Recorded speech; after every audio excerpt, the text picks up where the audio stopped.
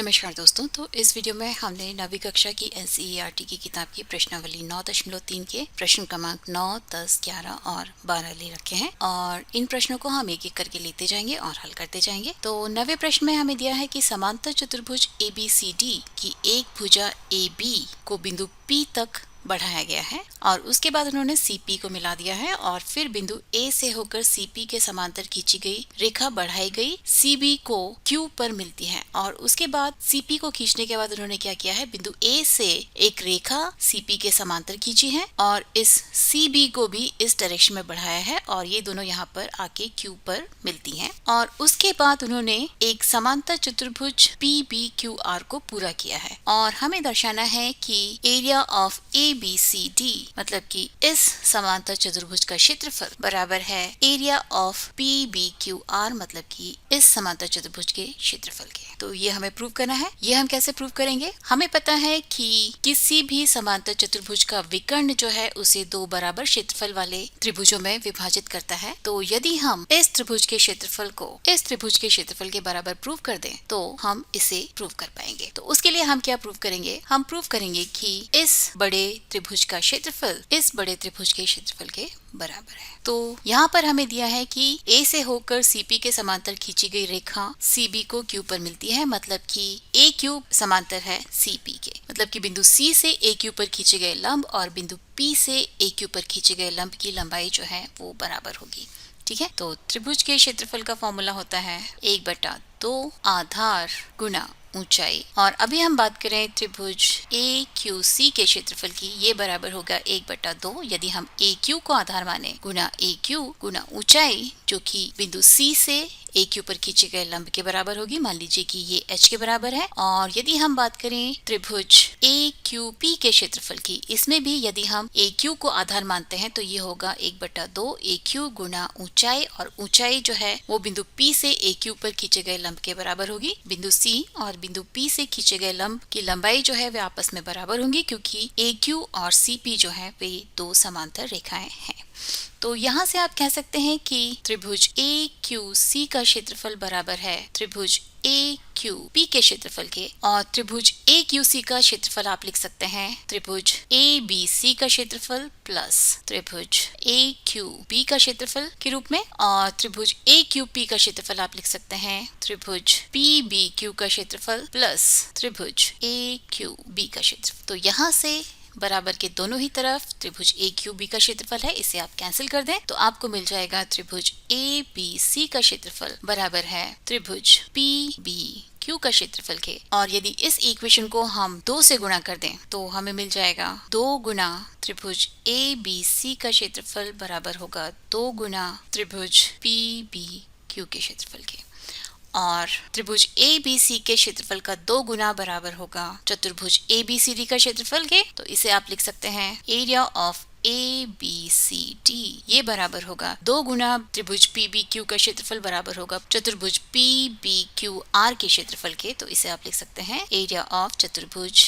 PBQR। तो यहाँ से हमने ये प्रूव कर दिया है और ऐसा इसलिए है क्योंकि ये दोनों समांतर चतुर्भुज हैं और ये दोनों त्रिभुज जो है इन दोनों समांतर चतुर्भुज के विकर्णों के द्वारा बनाए हुए दो त्रिभुज हैं और किसी भी समांतर चतुर्भुज का विकर्ण जो है उसे दो बराबर क्षेत्रफल वाले त्रिभुजों में विभाजित करता है। ठीक है, और अभी हम अगले प्रश्न की तरफ चलते हैं। ये भी कुछ इसी तरह का है। अगले प्रश्न में हमें दिया है कि ABCD एक समलंब चतुर्भुज है जिसमें AB समांतर है CD के, मतलब कि ये रेखा और ये रेखा जो है वो आपस में समांतर हैं। इसके विकर्ण AC और BD परस्पर O पर प्रतिच्छेद करते हैं। अभी दर्शाइए कि AOD का क्षेत्रफल बराबर है त्रिभुज BOC के क्षेत्रफल के, यानी कि हमें दर्शाना है कि ये क्षेत्रफल बराबर है इस क्षेत्रफल के। जी हाँ, तो इसे भी हम पिछले प्रश्न की तरह हल कर सकते हैं। हम प्रूव करेंगे कि इस त्रिभुज का क्षेत्रफल इस त्रिभुज के क्षेत्रफल के बराबर है और फिर इस त्रिभुज के क्षेत्रफल को उन दोनों त्रिभुजों के क्षेत्रफल से घटाने पर हमें मिल जाएगा कि इस त्रिभुज का क्षेत्रफल इस त्रिभुज के क्षेत्रफल के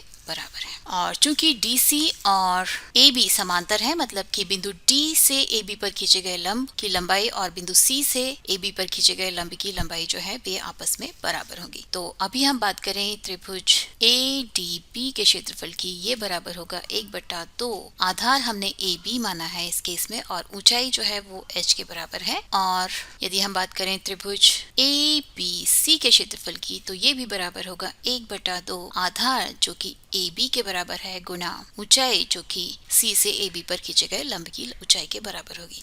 तो यहाँ से आप देख सकते हैं कि इन दोनों त्रिभुजों का क्षेत्रफल जो है वो बराबर है। तो आप कह सकते हैं area of A D B बराबर है area of A B C के। और area of A B D को आप लिख सकते हैं area of A O D plus area of A O B ये बराबर है area of A B C को आप लिख सकते हैं area of B O C plus area of A O B. यहाँ पर आप देख सकते हैं कि area of A O B बराबर के दोनों ओर स्थित है तो उसे आप कैंसिल कर सकते हैं। तो यहाँ से आपको मिल जाएगा area of A O D बराबर है area of B O C के। ठीक है, यानी कि ये एरिया इस एरिया के बराबर है। तो ये हुआ 10वां प्रश्न और अभी हम 11वें प्रश्न की ओर चलते हैं। 11वें प्रश्न में हमारे पास एक पंचभुज ए बी सी डी ई है जिसमें बी से होकर विकर्ण ए सी के समांतर एक रेखा खींची गई है और फिर डी सी को बढ़ाया गया है और ये दोनों रेखाएं जो है बिंदु एफ पर मिलती हैं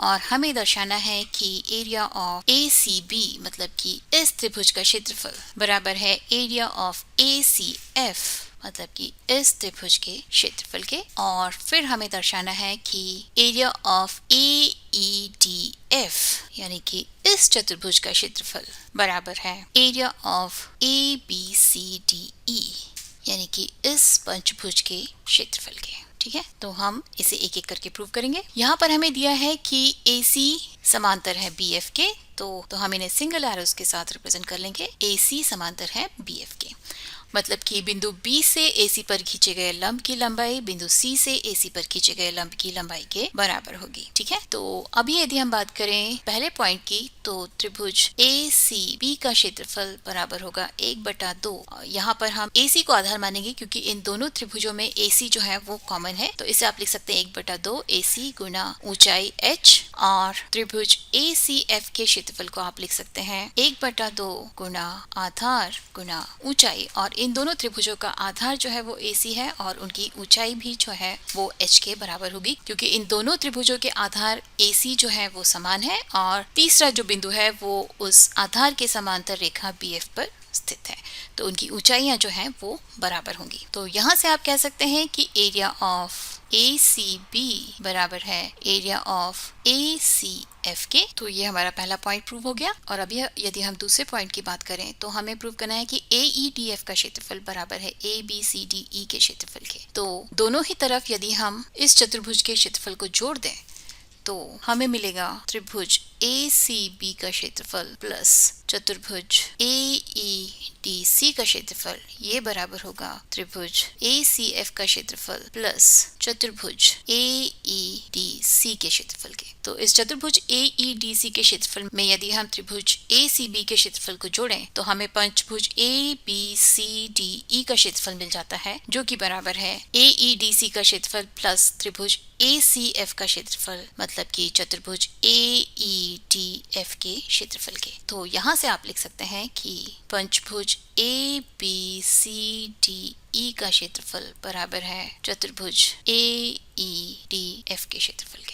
और इस तरह से हमने अपना दूसरा पॉइंट भी प्रूव कर दिया। और अभी यदि हम 12वें प्रश्न की तरफ चलें तो इसमें यह है कि गांव के एक निवासी इतवारी के पास चतुर्भुज आकार का भूखंड था। उस ग्राम की पंचायत ने उस भूखंड के एक कोने से उसका कुछ भाग लेने का निर्णय किया ताकि वहां एक स्वास्थ्य केंद्र का निर्माण किया जा सके। इतवारी इस प्रस्ताव को इस प्रतिबंध के साथ स्वीकार कर लेता है कि उसे उस भाग के बदले उसी भूखंड से संलग्न एक ऐसा भाग दे दिया जाए कि उसका भूखंड त्रिभुजाकार हो जाए। स्पष्ट कीजिए कि इस प्रस्ताव को किस प्रकार कार्यान्वित किया जा सकता है। तो बहुत तरीकों से ये प्रस्ताव जो है वो कार्यान्वित किया जा सकता है। मान लीजिए कि यदि हम इतना क्षेत्रफल ये वाला क्षेत्रफल जो है ये ग्राम पंचायत को दे दें तो यहाँ पर हम इस रेखा को बढ़ाकर और फिर इसे यहाँ से ऐसे जोड़कर इस भूभाग के क्षेत्रफल के बराबर इस तरह का एक भूभाग दे सकते हैं जिससे कि ये एक त्रिभुजाकार में हो जाएगा और ये हम इनमें से किसी भी कोने के साथ कर सकते हैं। और ऐसा करने से इतवारी का खेत जो है वो भी उसी क्षेत्रफल का रहेगा और ग्राम पंचायत को भी स्वास्थ्य केंद्र बनाने के लिए